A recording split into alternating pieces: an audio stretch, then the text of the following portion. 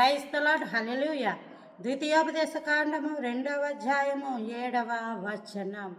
ఈ దినము వాక్యము అనగా 3వ నెల 26వ తారీఖు 2026వ సంవత్సరం. మన దేవుడిస్తున్న చక్కటి మాట. నీ చేతుల పనులన్నిటిలోనూ నీ దేవుడైన యెహోవా నిన్ను ఆశీర్వదించెను. హల్లెలూయా. చేతుల పనులు అన్నిటిలోనూ అంటే అందులో చేయాల్సిన పనులు ఉన్నాయి, చేయకూడని పనులు ఉన్నాయి. చేయకూడని పనులు నువ్వు చేస్తూ దీవెనలు వస్తాయని అస్సలు ఆశ పెట్టుకోకు. దేవుడు అటువంటి వాటిని దీవించడు, అటువంటి వాటికి ప్రయోజనాలు రావు. దేవుడికంటూ నీతి న్యాయము సింహాసనమునకు ఆధారములు.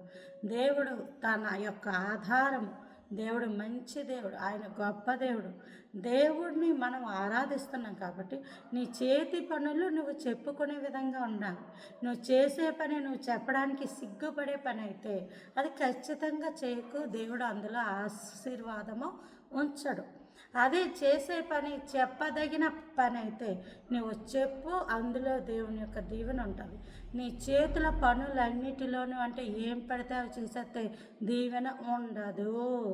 దేవుడు చెయ్యమన్న పని కష్టార్జితమును దీవిస్తాడు కానీ అన్యాయపు సొమ్మును దీవించడం. మరి అలా అయితే ఓ దొంగోడు కూడా ప్రార్థించుకొని, ప్రభు ఇవాళ ఒక ఇంటికి వెళ్తున్నాను, కన్నం వేస్తున్నాను, నన్ను ఎవరు పట్టుకోకూడదు, అందులో బోల్ బంగారం ఉండాలి, బోల్ డబ్బు ఉండాలని ప్రార్థించుకొని సరిగ్గా ఒకళ్ళ ఇంటికి వెళ్ళాడు.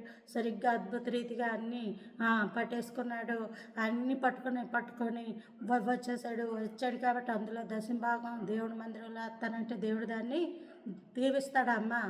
దీవించడు. అది చేసే పని కదా. దేవుడు చెప్పాడు దొంగతనం చేయకూడదు, లంచము తీసుకోకూడదు, అన్యాయము చేయకూడదు. దేవుడే చెప్పాడు. అబద్ధాలు ఆడకూడదు. దేవుడే చెప్పాడు.